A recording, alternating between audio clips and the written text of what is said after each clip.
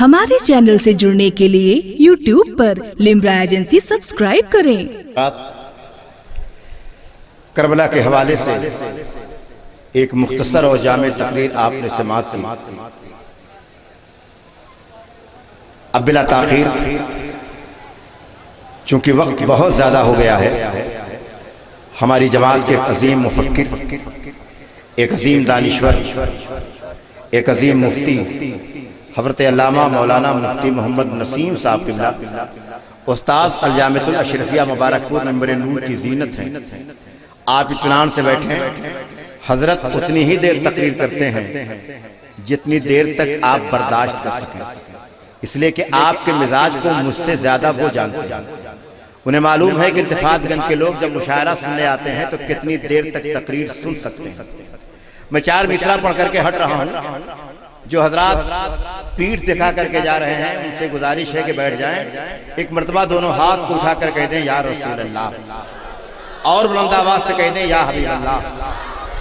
4 मिसरा सुन लें कि नाम अच्छों का गुनहगार में आ सकता है, बेवक्त मुशायरा गाह से न जाएं। नाम अच्छों का गुनहगार में आ सकता है, राहज़न जुब्बो दस्तार में आ सकता है। नाम अच्छों का गुनहगार में आ सकता है, राहज़न जुब्बो दस्तार में आ सकता है। वक्त नाजुक है समझ बूझ के बोलो वरना, वक्त नाजुक है समझ बूझ के बोलो वरना आपका नाम भी गद्दार में आ सकता है। वक्त नाजुक है समझ बूझ के बोलो वरना नाम अच्छों का गुनहगार में आ सकता है, राहज़न जुब्बो दस्तार में आ सकता है। वक्त नाजुक है समझ बूझ के बोलो वरना आपका नाम भी गद्दार में आ सकता है। और राहत इंदौरी ने कहा था कि धुआं धुआं सा ये सब आसमान थोड़ी है, किराएदार हैं जाती मकान थोड़ी है। जो आज साहिबे मसनद हैं कल नहीं होंगे, जो आज साहिबे मसनद हैं कल नहीं होंगे। किराएदार हैं जाती मकान थोड़ी है, और हमारा खून भी शामिल है इसकी मिट्टी में। किसी के बाप का हिंदुस्तान थोड़ी है, हमारा खून भी शामिल है इसकी मिट्टी में। किसी के बाप का हिंदुस्तान थोड़ी है। मैं मानता हूं कि दुश्मन भी कम नहीं, लेकिन मैं मानता हूं कि दुश्मन भी कम नहीं, लेकिन हमारी तरह हथेली पे जान थोड़ी है, हमारी तरह हथेली पे जान थोड़ी है। ऐ मुसलमानों, आओ उस नब्बाज़े कौम से मुलाकात आपकी हो जाए जो दस्तगाह में बैठ करके वलमा को पढ़ाते हैं और मिंबरे नूर पर आकर के हम जैसे लोगों को पढ़ाते हैं।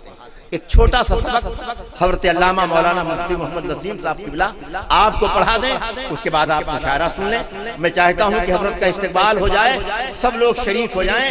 मैं नहीं देख रहा हूं कि कौन नारा लगा रहा है, लेकिन मदीने से मेरे मुस्तफ़ा जरूर देख रहे हैं।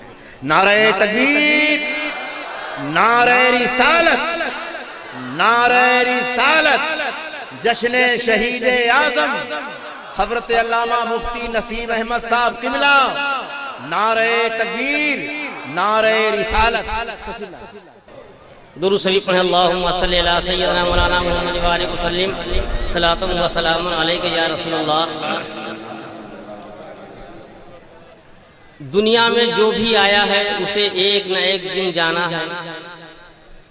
मौत से किसी को छुटकारा नहीं। किसी की मौत बिस्तर पर होती है, किसी की मौत मैदाने जंग में आती है। किसी के मरने से लोग खुश होते हैं कि अच्छा हुआ दुनिया पाक हो गई, और किसी के जाने से गम होता है और जमाना गुजर जाता है मगर उसकी याद दिलों से निकलती नहीं।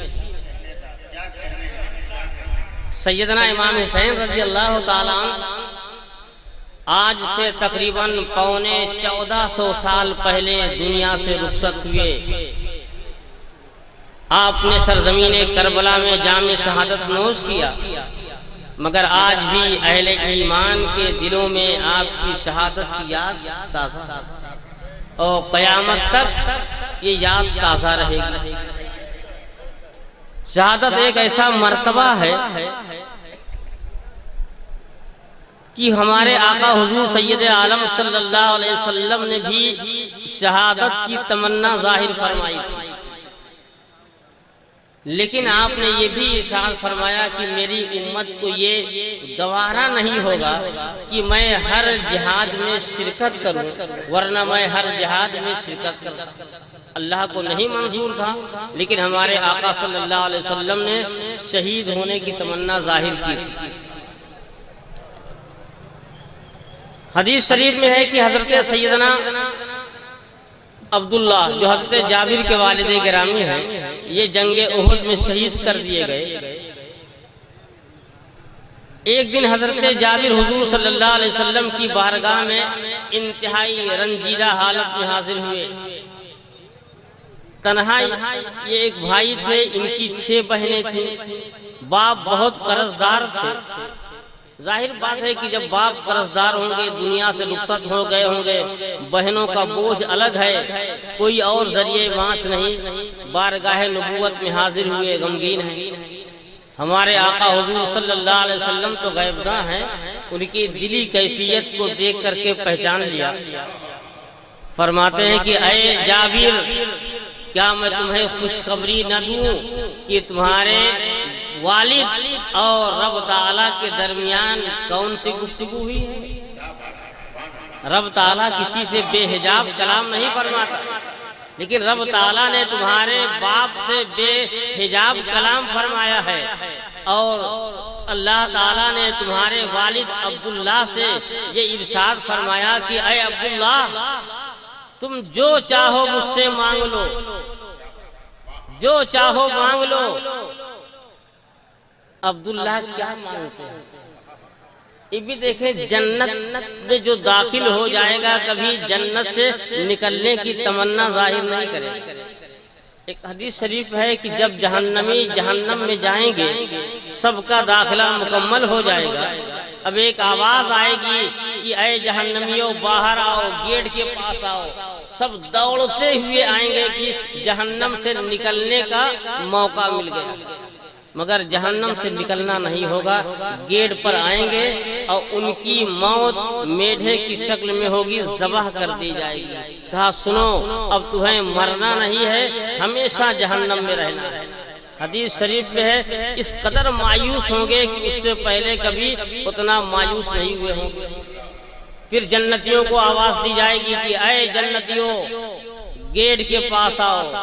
اب جنتی ڈریں گے کہ جنت سے نکلنے کا اعلان ہو رہا ہے، بہت آہستہ آہستہ قدم اٹھائیں گے اور گیٹ کے پاس پہنچیں گے، پھر ان کی بھی موت کو ذبح کر دیا جائے گا کہ جاؤ جنت میں ہمیشہ رہو، تمہیں نکلنا نہیں۔ جنت سے کوئی نکلنا نہیں چاہتا، لیکن حضرت عبداللہ جو شہید ہیں عرض کیا کہ اے پروردگار، میری خواہش ہے کہ تم مجھے جنت سے دنیا میں بھیج دے۔ تو جنت سے کوئی نکلنا نہ چاہے اور شہید کو وہ مرتبہ ملتا ہے کہ جنت سے دنیا میں آنے کی خواہش ظاہر کر رہے ہیں۔ اللہ تعالیٰ نے فرمایا کہ یہ میرا فیصلہ ہے کہ اب دوبارہ دنیا میں جانا نہیں ہے۔ تو حضرت عبداللہ نے کہا کہ اے پروردگار، تو ہمارے حال کی خبر دنیا والوں کو دے دو، ہمارے گھر والوں کو ہمارے حال کی خبر دے دو۔ تو قرآن پاک کی آیت نازل ہوئی کہ وَلَا تَقُولُوا لِمَن يُقْتَلُ فِي سَبِيلِ اللَّهِ أَمْوَاتٌ، کہ جو اللہ کی راہ میں شہید کر دیے جائیں انہیں مردہ مت کہو، وہ زندہ ہیں، لیکن ہمیں شعور نہیں ہے، احساس نہیں ہے۔ دنیا سمجھ رہی کہ گلا کٹ گیا، دنیا سمجھ رہی ہے کہ ہاتھ پیر کٹ گئے، انہیں زمین میں دفن کر دیا گیا، مگر قرآن فرماتا ہے کہ وہ زندہ ہیں، انہیں روزی دی جاتی۔ یہ تو قرآن فرماتا ہے، اہل ایمان کا عقیدہ یہی ہے۔ لیکن آج ایک بات سامنے آئی، ایک شخص کہہ رہا تھا اگر حسین زندہ ہیں تو ان کے نام فاتحہ کیوں کیا جاتا ہے؟ اب آپ سمجھ جاؤ کہ ہم تو ہمیشہ محبت کی بات کرتے ہیں، ہم کسی پر طنز نہیں کرتے۔ لیکن اگر اللہ اور اس کے رسول اور اس کے محبوبوں کی شان میں کچھ کہا جائے، گستاخی کی جائے، تو یہ ہمارے لیے ناقابل برداشت ہے کہ اگر حسین زندہ ہیں تو ان کے نام فاتحہ کیوں دیا جاتا ہے؟ یہ وہی کہتے ہیں کہ جو فاتحے سے چڑھ رکھتے ہیں، وہی تو کہیں گے۔ بتاؤ کوئی امام حسین سے محبت کرنے والا ایسی بات کہے گا؟ ہم نے کہا کوئی تعجب نہیں جو امام حسین کے نانا کو مردہ کہیں، اگر وہ امام حسین کو مردہ کہیں تو کیا بات ہے؟ یہ ان کی اپنی بات۔ بھئی کوئی ہندوستان آزاد ہے، کوئی کیسا بھی عقیدہ رکھے، ہم سے مطلب نہیں ہے، لیکن ہم آپ سے کہتے ہیں اپنا عقیدہ درست رکھیے۔ قرآن سے جو عقیدہ ثابت ہے، حدیث سے جو عقیدہ ثابت ہے، ہمارے بزرگوں سے، آپ کے آباء و اجداد سے جو عقیدہ آپ کو ملا ہے، اسی عقیدے پر ثابت قدم رہیں۔ سنو قرآن تو فرماتا ہے کہ لا تقولوا لمن یقتل فی سبیل اللہ اموات، جو اللہ کی راہ میں شہید کیے گئے انہیں مردہ نہ کہو، بلکہ ایک آیت میں فرمایا گیا کہ مردہ گمان بھی نہ کہو۔ تو امام حسین شہید ہیں کہ نہیں؟ اب کچھ لوگ اب یزید کو رحمت اللہ علیہ کہنے لگے ہیں، کہتے ہیں یزید کے امام حسین باقی معاذ اللہ، ہم کو تو ان سے مطلب نہیں ہے، لیکن قرآن فرماتا ہے کہ شہید کو مردہ نہ کہو، تو امام حسین زندہ شہید ہیں تو زندہ ہیں، اور زندوں کے نام ہم فاتحہ کیوں دیتے ہیں؟ فاتحہ کیا صرف زندوں ہی کے نام ہوتا ہے؟ یہ دعائے صحت ہے، تو دعائے صحت تو زندوں کے لیے ہوتی ہے، لیکن دعائے مغفرت صرف زندوں کے لیے، مردوں کے لیے نہیں ہے، زندوں کے لیے بھی دعائے مغفرت ہے اور مردوں کے لیے بھی دعائے مغفرت ہے۔ سنو آپ نماز جنازہ پڑھتے ہیں، نماز جنازہ میں کون سی دعا کرتے ہیں؟ اللہم اغفر لے حینا و میتنا و شاہدنا و غائبنا، اے اللہ ہمارے زندوں کی بھی مغفرت فرما اور ہمارے مردوں کی بھی مغفرت فرما۔ تو دعائے مغفرت زندوں کے لیے ہے کہ نہیں؟ جیسے مردوں کے لیے دعائے مغفرت، ویسے زندوں کے لیے بھی کیا ہے؟ دعائے مغفرت ہے۔ تو ایسے ہی ایصال ثواب، بھئی آپ نیک کام کرتے تاکہ اس کا ثواب ہمیں پہنچے، تو ہم اپنے ثواب کے لیے کام کرتے ہیں کہ نہیں؟ مسجد میں آپ چندہ دے رہے ہیں تاکہ آپ کو ثواب پہنچے، اور کوئی اپنے ماں باپ کی طرف سے چندہ دے دے کہ اس کا ثواب ہمارے والدین کو ملے، تو کیا یہ زندوں کی طرف سے ایصال ثواب نہیں ہو سکتا؟ ایصال ثواب زندوں کے لیے بھی ہے اور مردوں کے لیے بھی ہے۔ ایک اور حدیث شریف سنیں، حضرت حذیفہ بہت مشہور صحابی رسول ہیں، ان کا گھر مسجد نبوی سے دور تھا۔ انہوں نے اپنی والدہ سے کہا کہ میں آج چاہتا ہوں کہ رسول اللہ صلی اللہ علیہ وسلم کی بارگاہ میں مغرب کی نماز پڑھوں اور آپ کے لیے بھی رسول اللہ سے مغفرت کی دعا کراؤں اور اپنے لیے بھی۔ والدہ نے کہا جاؤ۔ حضرت حذیفہ مسجد نبوی میں آئے، حضور صلی اللہ علیہ وسلم کی اقتداء میں مغرب کی نماز ادا کی۔ حضور صلی اللہ علیہ وسلم نے حدیث شریف سنانا شروع کیا، یہاں تک کہ عشاء کا وقت ہو گیا، عشاء کی نماز بھی پڑھی۔ عشاء کی نماز پڑھنے کے بعد حضور صلی اللہ علیہ وسلم اپنے کاشان اقدس میں جانے لگے، حضرت حذیفہ پیچھے پیچھے جانے لگے۔ آپ بتائیں رات کی تاریکی ہو اور تاریکی میں کوئی آگے جا رہا ہو، پیچھے پیچھے کوئی آئے، آپ پہچان سکتے ہیں؟ مدینہ منورہ آج سبحان اللہ روشن ہے، لیکن اس زمانے میں تو تاریکی ہی تھی، تاریکی میں کوئی پہچان نہیں سکتا۔ لیکن حدیث شریف ہے، حضور صلی اللہ علیہ وسلم نے پوچھا حذیفہ، حضرت حذیفہ نے کہا ہاں یا رسول اللہ۔ ملا علی قاری فرماتے ہیں کہ رسول اللہ نے اپنے نور نبوت سے پہچان لیا کہ حذیفہ آ رہے ہیں، اور ماں بیٹے سے کیا معاہدہ ہوا تھا کہ میں جاؤں گا رسول اللہ سے تمہارے لیے مغفرت کی دعا کراؤں گا۔ حضور صلی اللہ علیہ وسلم بغیر کہے فرماتے ہیں کہ اے حذیفہ، اللہ تعالیٰ تمہاری بھی مغفرت فرمائے، تمہاری ماں کی بھی مغفرت فرمائے۔ بتاؤ زندوں کے لیے مغفرت کی دعا ہے کہ نہیں؟ اور پھر ارشاد فرمایا کہ اللہ کا فرشتہ میری بارگاہ میں سلامی عرض کرنے کے لیے حاضر ہوا ہے اور مجھے یہ خوشخبری سنا رہا ہے کہ میری لخت جگر فاطمہ زہرا جنتی عورتوں کی سردار ہیں اور میرے نواسے حسن حسین نوجوانان جنت کے سردار. تو امام حسین اور امام حسن جیسے نواسے دنیا میں نہیں، اور آپ کی والدہ حضرت فاطمہ زہرا جیسی کوئی لخت جگر دنیا میں. تو تقریر تو خیر آپ بہت سنیں گے جب تک زندگی رہے گی انشاءاللہ. تمنا یہی دعا کریں کہ سنانے کے لائق رہیں. آج مجھے کچھ اور خاص بات کہنی ہے کہ 6-7 سال پہلے بلکہ 10 سال کی بات ہے کہ ڈاکٹر صاحب ہمارے نظام بھائی جو اس مجلس میں نہیں ہیں اور ہمارے مولوی ابو ہریرہ صاحب یہ سب مسجد بنانے کے لیے سوچتے تھے. زمین کا انتظام کبھی ہو کبھی نہیں ہو، لیکن اللہ تعالی ہماری حجین ساجدہ پر رحم فرمائے، ان کی مغفرت فرمائے، کرور کرور جنت نصیب فرمائے.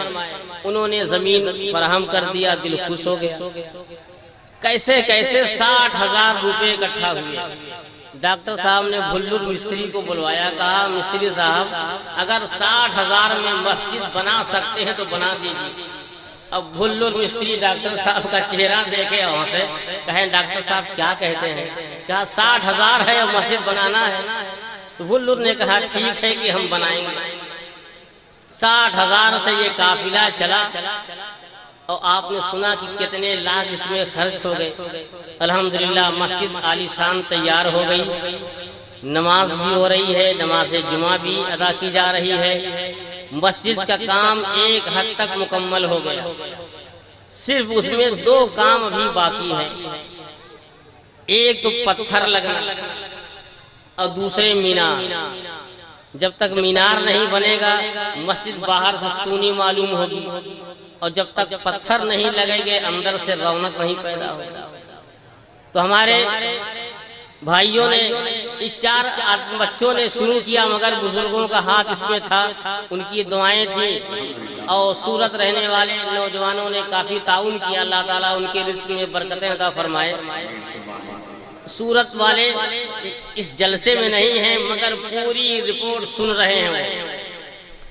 ان کا اچھا خاصا تعاون ہے، ہمیں امید ہے کہ وہ پھر تعاون کریں گے. اور جب تک مسجد میں مینار نہیں بن جاتا، مرمر اور سنگ مرمر نہیں لگ جاتا، یہ پروگرام جاری رہے گا انشاءاللہ. ہمارے حضرت مولانا عبداللہ صاحب نے اچھی اپیل کی، آپ لوگوں نے چندہ دیا، تو ہماری بھی دلی خواہش ہے کہ آپ لوگ پھر سال گزشتہ کی طرح تعاون کریں تاکہ سنگ مرمر بھی لگ جائے اور پھر آنے والے سال مینار بھی لگ جائے. آپ کو جان کر خوشی ہوگی کہ پچھلے اسی اسٹیج پہ جو چندہ ہوا وہ تو ہوا ہی، بیچ میں ابھی ابولی صاحب نے بتایا کہ 6 لاکھ سے زیادہ لوگوں نے چندہ دیا. نہ کوئی محصل ہے نہ کوئی وہ ہے. 6,80,203 روپے ایسے ہی پھٹ کر لوگوں نے دیا. اس سال جلسہ ہونے کے بعد، جلسے میں نہیں. نعرہ تکبیر، نعرہ رسالت. اور پھر انہوں نے سال بھر تک جو ہے 6,20,886 روپے کا کام بھی کروایا. اللہ کا فضل ہے کہ چندہ دینے والے خوب دریا دل ہیں، اور جو لوگ میٹیریل دیتے ہیں یا ہمارے مستری یہ لوگ بھی دریا دل ہیں. کبھی مستری صاحب نے بھی مطالبہ نہیں کیا کہ آپ پیسے نہیں دیں گے تو کام نہیں ہوگا، ایسا نہیں ہوا. جہاں سے میٹیریل آتا ہے ان کی طرف سے بھی کوئی مطالبہ نہیں رہتا ہے، لیکن ذمہ داری رہتی ہے دی جاتی ہے. ابھی ہمارے بھتیجے شمشیر گھڑی والے پچھلے سال انہوں نے 5,000 کا اعلان کرایا تھا، آج لا کر کے انہوں نے دیا ہے. تو چچا سے وعدہ کیا تھا، کہا کہ دھیرے سے رکھ لیجئے نہیں، تو کہا لیکن بھائی بھتیجے ہیں نا، انہوں نے کہا یہ تو پچھلے سال کا ہے اور 1,051 روپیہ انشاءاللہ میں کل نقد دے دوں گا. اور ان کے کئی بھائیوں نے الحمدللہ بہت اچھا چندہ دیا. ان کے والد جو ہمارے بھائی ہیں یہ بھی پیچھے نہیں، انہوں نے دیا، انشاءاللہ دیتے رہیں گے. اور ان کے دادا مولوی سید علی صاحب یہ سب ایسے ہیں کہ جن سے میرا بالکل جگری تعلق ہے. تو میرا تو حق ہے بھتیجوں سے بھی بھائی سے بھی اللہ تعالیٰ ان کے رزق میں برکتیں عطا فرمائے اور بھی حوصلہ عطا فرمائے. تو جن جن لوگوں نے اس میں چندہ دیا، زمین دی، جس طرح بھی محنت کی، میری دعا اللہ تعالیٰ سب کی محنتوں کو قبول فرما لے اور ہماری مسجد کو پائے تکمیل تک پہنچا دے۔ اور مولانا عبداللہ صاحب نے جو کہا ہم بھی وہی کہتے ہیں کہ مسجد تو بنا لینا آسان ہے، مگر نماز کی پابندی یہ اس سے زیادہ ضروری ہے۔ نماز کی پابندی کریں ماشاءاللہ۔ اور ایک اور خاص بات، ہم تو امام حسین کے ماننے والے ہیں۔ امام حسین رضی اللہ تعالی عنہ امن کے علم بردار تھے، یزید فتنہ اور فساد کا علم بردار۔ تو ہم یزیدی نہیں ہیں، ہم حسینی ہیں۔ آپ اپنے عمل اور کردار سے ہر جگہ ثابت کر دیں۔ آپ مسجد میں رہتے ہیں تو گناہ نہیں کریں، ایسے آپ دنیا میں جہاں کہیں بھی رہیں الحمدللہ اللہ تعالیٰ برکت دے۔ جہاں کہیں بھی آپ رہیں فتنہ و فساد دنگا سے آپ دور رہیں، کیونکہ امام حسین رضی اللہ تعالیٰ عنہ کی یہ تعلیم نہیں ہے۔ امام حسین، آپ کے اہل بیت، آپ کے والد گرامی سب کی یہی تعلیم ہے کہ امن کے ساتھ رہیں، امن کے ساتھ جئیں۔ ہم جس ملک میں رہتے ہیں ملک کے قانون کی پاسداری کریں اور فتنہ فساد سے دور رہیں۔